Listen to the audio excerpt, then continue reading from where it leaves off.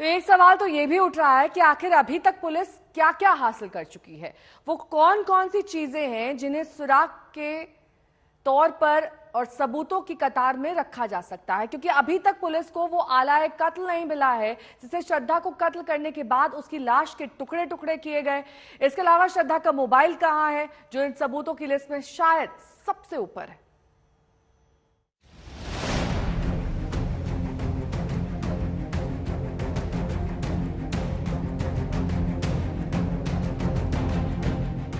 श्रद्धा murder case में अभी तक पुलिस के हाथ वो आरोपी लगा है जिस पर कत्ल का संगीन इल्जाम है और घने जंगल से चंद हड्डियों के टुकड़े हाथ लगे हैं, जिनके दम पर पुलिस को अब कत्ल का ये पूरा केस खड़ा करना है।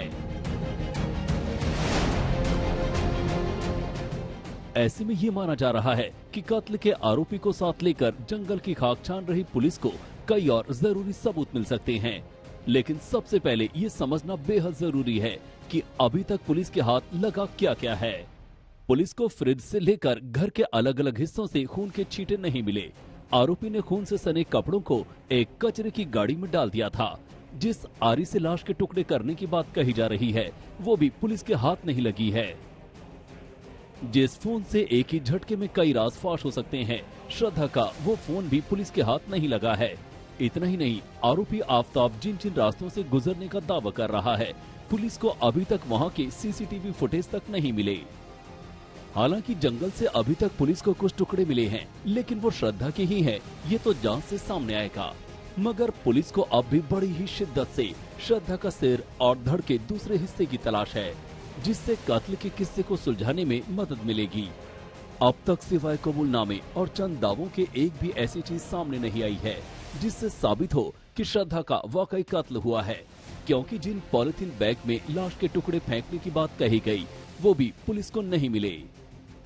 इनकी संख्या 18 बताई जा रही है और सबसे बड़ी बात कि अभी तक ये बात पूरी तरह से साफ नहीं हो सकी कि आखिर ये कत्ल हुआ तो वजह क्या थी।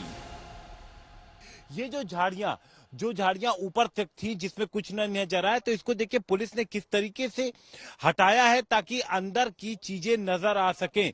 ये वो जगह है जहां पर आइडेंटिफाई पहले ही पुलिस को कराया जा चुका था आफ्ताब को लेकर के, जब पुलिस की टीम आई थी। और उसके बाद अब पुलिस बड़ी ही तेजी से इस जंगल के अंदर छानबीन कर रही है। दरअसल पुलिस जिन चीजों की तलाश में, उनमें सबसे ज्यादा महत्वपूर्ण जो है वो सिर है, क्योंकि अगर पुलिस को सिर मिल जाता है तो पुलिस उसे बड़ी कामयाबी मानेगी और इसी वजह से पुलिस लगातार इन जंगलों की खाक छान रही है। श्रद्धा के मोबाइल से लेकर हत्या में इस्तेमाल हथियार के बारे में आरोपी सही जानकारी नहीं दे रहा है, जिसके लिए पुलिस अब आरोपी का नार्को टेस्ट कराएगी और इसके लिए बकायदा कोर्ट से इजाजत भी ले ली है। कुल मिलाकर ये केस इस वक्त पूरी तरह से फॉरेंसिक जांच पर ही टिका हुआ है।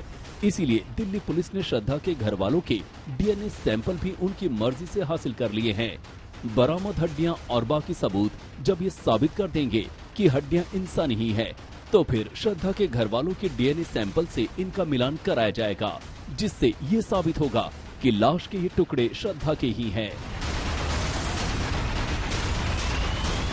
अरविंद ओझा और हिमांशु मिश्रा के साथ आज तक ब्यूरो।